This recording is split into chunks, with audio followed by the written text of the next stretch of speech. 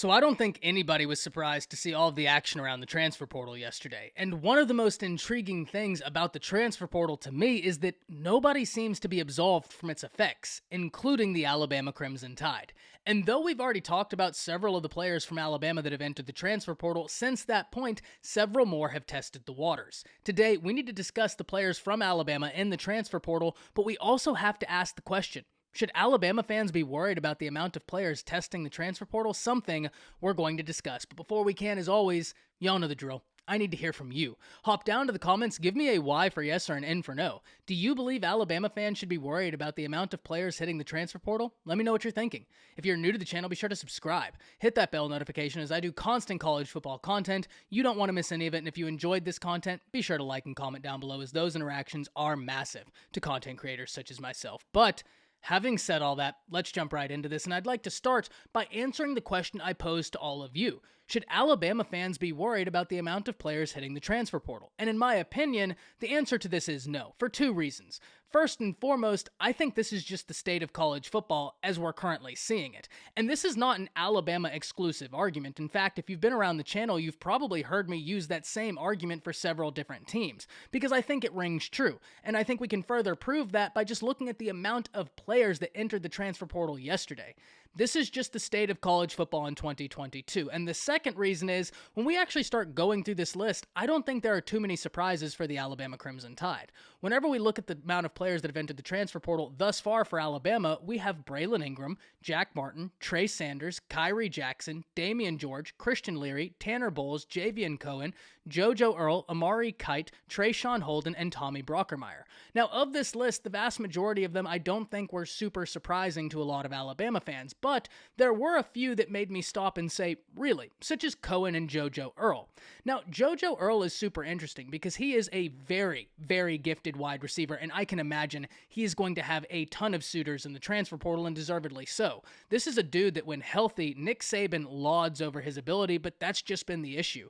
The injury bug has reared its ugly head time and time again, but I'm really hopeful that he's going to be fully healthy and give some team a real big spark at that wide receiver position. So though JoJo Earle is a guy that I would have loved for Alabama to have kept, at the same time, it's not super surprising for a lot of the same reasons we talked about whenever we talked about Christian Leary. Whenever we look at the Christian Leary situation, we have to understand what Alabama got in that previous recruiting class in terms of slot wide receiver talent. And those guys were getting playing time as true freshmen. Not just one, either. Let's go through the list. Kobe Prentice, Isaiah Bond, Kendrick Law, Aaron Anderson. And that was just at that slot wide receiver position. Alabama has got a loaded room in that position, so I wasn't surprised to see Leary nor JoJo Earle into the transfer portal.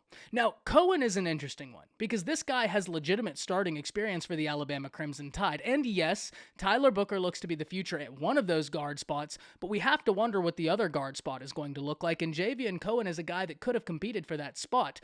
The Alabama offensive line remains a work in progress. I think Coach Eric Wolford is going to be able to get it right, and I've maintained ever since Evan Neal hit the NFL draft, whenever you lose a top 10 pick off your offensive line, and that offensive line already struggled, you're going to have a really hard time convincing me that that offensive line is going to be leaps and bounds better without the first round draft pick on it. That being said, I do think we could see improvement from the Alabama offensive line this year under the direction of Coach Eric Wolford, so I'm very excited to see what the future holds for that unit. So no, I don't think Alabama fans should be worried about this. I think this is just the state of college football in 2022, and I think a lot of the guys that have hit the transfer portal were kind of expected. Now, one thing that's super interesting to note, speaking specifically about JoJo Earle and Christian Leary, whenever we look at the class of 2021, 6 of the top 10 wide receivers in that class are now playing for an institution that they otherwise did not commit to, should JoJo Earle and Christian Leary go through with their transfer, as well as Dante Thornton from Oregon. Very interested to see where all of those guys end up, but their names to keep up with and their names to keep at the forefront of your mind. But one thing we have got to remember, Alabama recruits at the highest level of college football. And with the transfer portal opening up, I think it's only natural that guys that were kind of stuck in the back burners are going to seek playing time through the transfer portal. Alabama will continue to recruit at the highest levels of college football. They will continue to bring in top-tier talent. And so talent acquisition is not something I think Alabama fans need to be worried about. Certainly not under the direction of Nick Saban. And one other thing we need to talk about. The portal will taketh, but the portal will also giveth.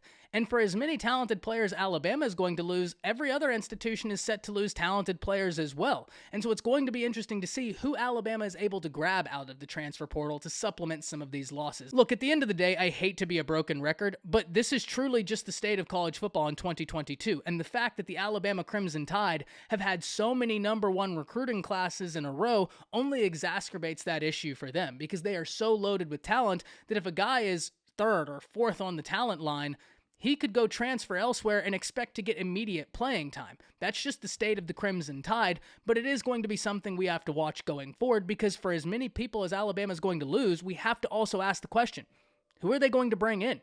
Alabama has consistently got top guys out the transfer portal. Jahmyr Gibbs, Jamison Williams, Landon Dickerson.